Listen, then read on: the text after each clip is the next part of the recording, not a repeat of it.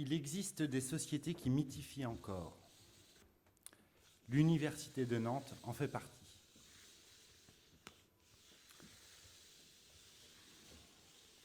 Nous sommes réunis ici parce qu'au cours de l'année 2011, en préparation des célébrations d'un anniversaire, le Collège des notables de l'université, les directeurs, les présidents, les doyens, décidèrent de mener une série d'expériences scientifiques sur une équipe d'artistes.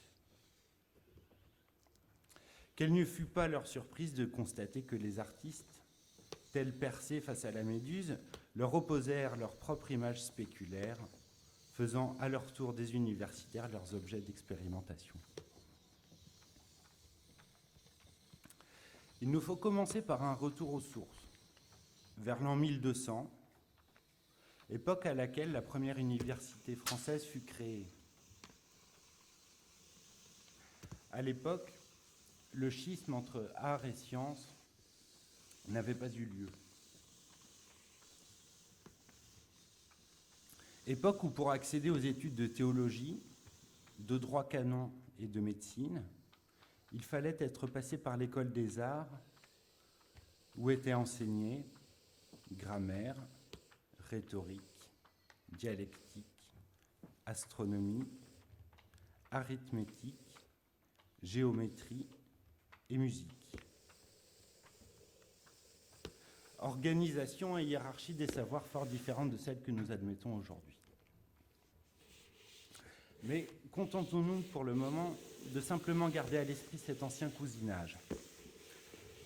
L'Université de Nantes qui nous a accueillis a pour fondement et comme fer de lance la mise en œuvre de l'esprit scientifique.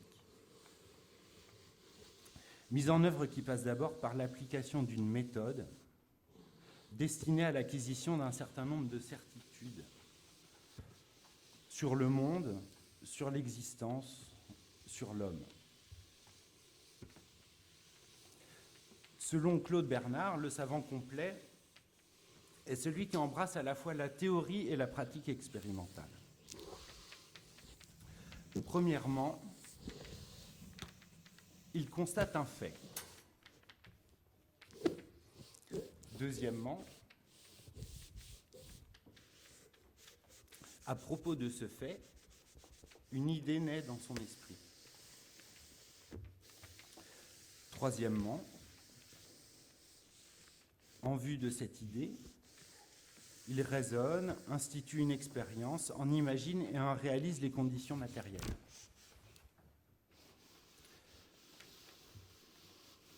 Quatrièmement, de cette expérience résultent de nouveaux phénomènes qu'il faut observer et ainsi de suite. Bien entendu, les énoncés ainsi produits doivent être vérifiables ou réfutables par une méthode analogue. Lorsque l'énoncé n'est plus contesté, il est admis. Et c'est comme ça qu'on nous voit vers une exigence, somme toute assez morale, la vérité.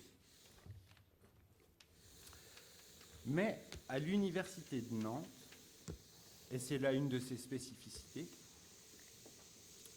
une inversion s'est produite et la méthode scientifique est la suivante. Premièrement, un fait constate un chercheur. Deuxièmement, à propos de ce chercheur, une idée naît dans le fait. Troisièmement, en vue de cette idée,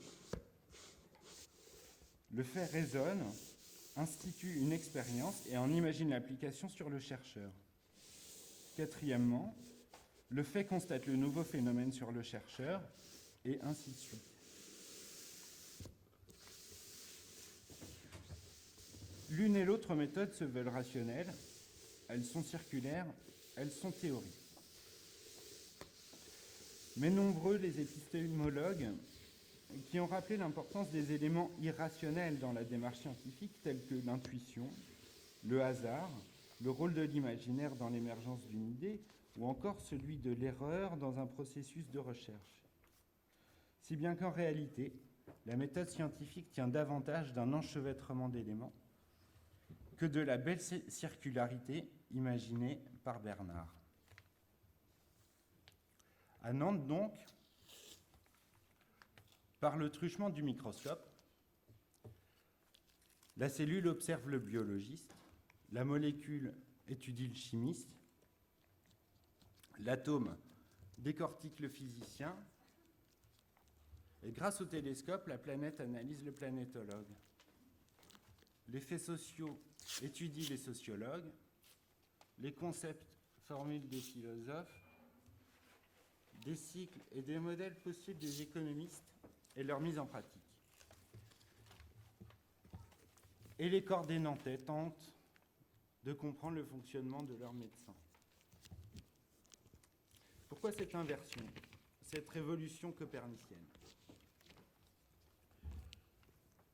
Pourquoi l'université de Nantes est-elle la première et la seule instance scientifique animiste du monde occidental? Certains historiens situent la source de cette inversion dans une simple erreur de copie des bibliothécaires nantais. D'autres évoquent une tentative de sabotage par des chercheurs rennais vers 1962. Toujours est-il que dans un texte important de Bachelard, le Nouvel Esprit scientifique, à la place de l'extrait couramment admis, chaque région de la science ainsi délimitée à un moment donné de l'histoire des sciences se définit en constituant ses objets par une technique expérimentale, en formulant ses principes et ses modes de raisonnement spécifiques. Tel est le sens d'un rationalisme appliqué pour lequel la méditation de l'objet par le sujet prend toujours la forme du projet. Mais à Nantes, on entend rationalisme appliqué pour lequel la méditation du sujet par l'objet prend toujours la forme du projet. C'est ainsi que les appareils rituels et symboliques voient apparaître chez les ethnologues